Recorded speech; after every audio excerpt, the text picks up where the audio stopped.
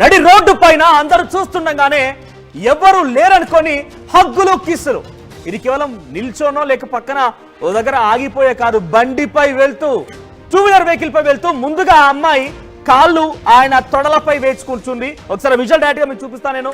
ఆ విజువల్ చూడండి. అదొక 2-వీలర్ వెహికల్ హైదరాబాద్ ఆరంగర్ సమీపంలో ఈ ఘటన చోటు చేసుకుంది. హైదరాబాద్ నడి ఒడ్డున ఆ అమ్మాయి అబ్బాయి ఇద్దరు బరి తెగించారు. ఒకరిపై ఒకరు తొడలపై కూర్చోడాలు బండి నడుపుతూ అది వేగంగా బండి నడుపుతా కూర్చుండిపోయారు. మరి అంతలా మీకు ఆగకుండా అంతలా ఎగిసి పడుతూ ఉంటే ఎగిరిపోతూ ఉంటే మీకు నేను సజెషన్ చేస్తున్నా, ఒకేలా ఈ వార్త చెప్పేందుకు వాళ్ళు ఇబ్బంది పడ్డా పర్వాలేదు, కానీ ఇలా మరొకరు కాకూడదనే ఉద్దేశంలోనే నేను ఈ వార్తను మేము ఉంచే ప్రయత్నం చేస్తున్నాను. మీరంతా ఒక ట్రాలీ కొనుక్కోండి, వెనకాల మొత్తం పరదా కప్పేసుకోండి, లోపల మీరేమైనా చేసుకోండి, ముందు డ్రైవర్ నడిపిస్తూ ఉంటాడు. అలా చేయండి. పోని మరి నడి రోడ్డు పైన బండిపై కూర్చొని అమ్మాయి అబ్బాయి తొడల పైన కాలేసుకొని రివర్స్ లో కూర్చుంది. ఒకసారి పీసారా విజువల్ పే చేయండి. ఈ విజువల్ మీరు గమనించండి. ఆ అమ్మాయి రివర్స్ లో కూర్చొని వెనకాల కూస్తే ఏమన్నా కొంప మునిగిపోతుందా, లేకుంటే పోయే కాలం వచ్చిందా? నువ్వు పోతే పర్వాలేదు, నిన్ను మీ కుటుంబమో లేకపోతే నిన్ను మీ ఇద్దరు అలా గాల్లో తేలిపోతున్నారు. మీరు గాల్లో తేలిపోయినా కాదు, అలా పూర్తిగా గాల్లో కలిసిపోయినా ఏం కాదు, కానీ మీ వల్ల ఇంకొకరు ఇబ్బంది పడొద్దు కదా. అర్ధరాత్రి సమయంలో మీరు చూడండి విజువల్లో, ఆ మధ్యలో గాలి కూడా దూరనంత సందులో చాలా గట్టిగా పట్టేసుకొని అబ్బాయిని పారిపోతాడు అనుకున్నాడు. వాడేమైనా పారిపోతున్నాడా? రివర్స్ లో కూర్చొని అమ్మాయి చూడండి, ఆ అమ్మాయి కాళ్ళు ఆ అబ్బాయి తొడలపై వేసుకున్న కూర్చొని బరి తెగించింది ఈ జంట. ఇది ఎక్కడో గారు, హైదరాబాద్ నడిబొడ్డున ఆరంగర్ ఫ్లైఓవర్ దగ్గర.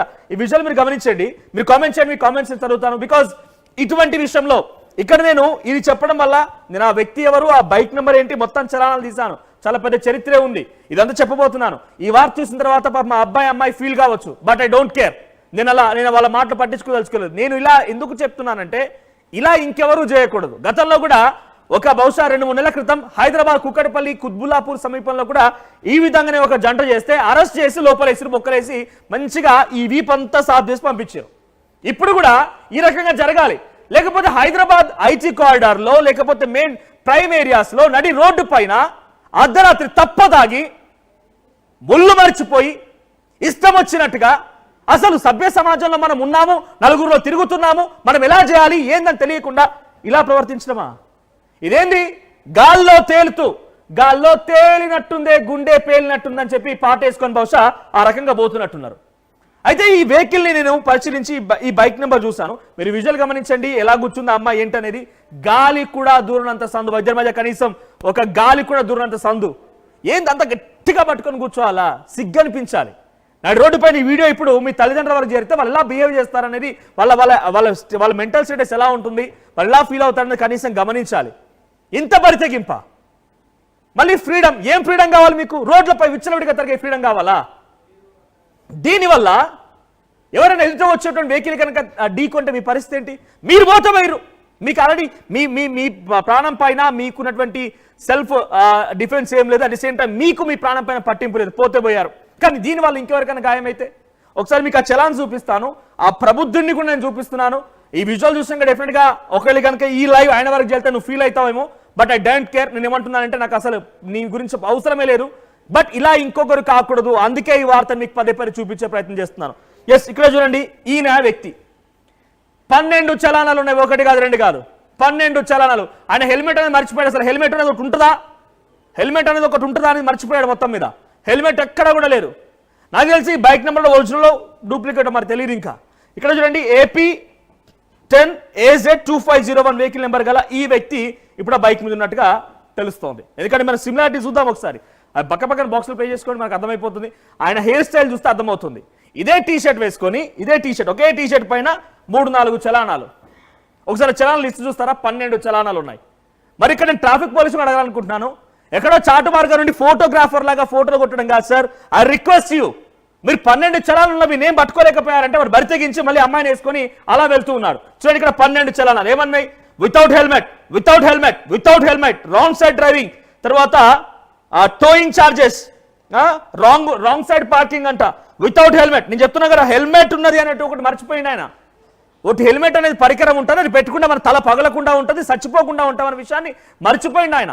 సో ట్రాఫిక్ పోలీసు వాళ్ళు ఎవరైతే అక్కడ నిత్యం మన హైదరాబాద్ రోడ్డు పైన చూస్తున్నామో, మీరు చాటు మార్గం కేవలం ఫోటో కొట్టడం మాత్రం పరిమితం అయిపోకండి సార్. ఎక్కడో ఉండిపోయి ఫొటోస్ కొట్టడం కోసమే కాదు, ఫోటోగ్రాఫర్ల పాత్రే కాదు. We have that responsibility. మీకు ఆ రైట్ ఉంది, మీ డ్యూటీ చేస్తున్నారు. కానీ ఆ డ్యూటీ కేవలం ఫోటో కొట్టడం మాత్రమే కాదు. క్వశ్చన్ చేయండి, ఆపండి, బండిని సీజ్ చేయండి అవసరమైతే. 12 చలానాలు, ప్రతి చోట హెల్మెట్ లేదు. ఇంత బరితెగింప, ఇంత విచ్చలవిడితనమా? అది యువ జంట ప్రేమ జంట అని రాసుకొస్తున్నారు. యువ జంట ప్రేమ జంట కాదు, అది బరితెగించిన జంట. ఈ తల్లిదండ్రులు ఇప్పుడు వీడియో చూస్తే వాళ్ళ పరిస్థితి ఏంటి? ఆ అమ్మాయి ఫోటో ఇక్కడ కనపడడం లేదు, బట్ డెఫినెట్ గా ఈ వ్యక్తి ఎవరైనా ఆ చుట్టుపక్కల ప్రాంతాలకే తెలుస్తుంది కదా. మరి ఆ పరిస్థితి ఏంటి? వాటితో తిరిగేటువంటి ఆ అమ్మాయి పరిస్థితి ఏంటి? ఇంత బరితెగింప, ఇంతలానా, ఇంత దగ్గరగానా ఏంటి? తాడుబెట్టి కట్టేసుకోండి గట్టిగా, లేకపోతే వాళ్ళు చైన్ లింక్ పెట్టుకొని తాడుబెట్టి గట్టి కట్టేసుకోండి. మరి ఇంత బరితెగింప నైట్ అర్ధరాత్రి టైంలో ఈ రకంగా ఇది వీడియో రికార్డ్ చేసిన నేను ఒక రకంగా అప్రిషియేట్ చేస్తున్నా, ఇటువంటి విషయాన్ని బయట పెట్టావు కాబట్టి. అట్ ది సేమ్ టైం నేను ఒక మాట అంటున్నాను, అక్కడ వెంటనే పట్టి లాగి చంప మీదకి 4 బీకితే మొత్తం బయటపడేది. ఆయన యొక్క వాళ్ళ ఒంట్లో ఉన్నటువంటి ఆ వేడి మొత్తం తగ్గిపోయేది. వెంటనే అక్కడే ఆపి 4 బీకితే సెట్ అయిపోయేవాడు. సో ఇప్పుడు ప్రస్తుతం ఈ వీడియో సోషల్ మీడియాలో వైరల్గా మారింది. మీరు కామెంట్ చేయండి, మీ కామెంట్ నేను చదివే ప్రయత్నం చేస్తా. సో ప్రస్తుతానికి ఈ ఘటన కొంత ప్రస్తుతం సోషల్ మీడియాలో వైరల్గా మారింది. గతంలో కూడా కుకట్పల్లి ప్రాంతంలో ఇదే విధంగా ఒక ప్రేమ జంట, సేమ్ వీడియో, సేమ్ యాసిస్. బహుశా వాళ్ళని చూసి వీళ్ళు ఇన్స్పైర్ అయ్యారేమో. ఇప్పుడు వీళ్ళని చూసి ఇంకోటి ఇన్స్పైర్ అవుతాడు. రోడ్ల మీద నడు రోడ్డు పైన వెనకాల కూర్చొని అమ్మాయిలు మానేసి ముందే కూర్చుంటారేమో. ఇక ప్రేమ జంటలు, బరితెగించే జంటలు మొత్తం కూడా వెనకాల సీట్ తీసేస్తారుగా. పోనీ సరే, వెనకాల సీట్ తీసేసి ఆ సీట్నే కాస్త పెట్రోల్ ట్యాంక్ పైన సీట్లా గుర్తించేసి ముందే కూర్చుంటారు ఇక అమ్మాయిలు. ఒకరిని చూసి ఒకరు అలవాటు చేసుకుంటారు ఈ రకంగా. ఇది ఏదో ఇన్స్టాగ్రామ్ రీల్ కోసమో దేనికోసమో కాదు. వాళ్ళంతా ఎంత విచ్చలవిడితనంగా మారిపోయారంటే, అక్కడ మీకు పదే ఈ ఫోటో చూపిస్తున్నాను నేను అక్కడ, ఆ వ్యక్తి ఆయన.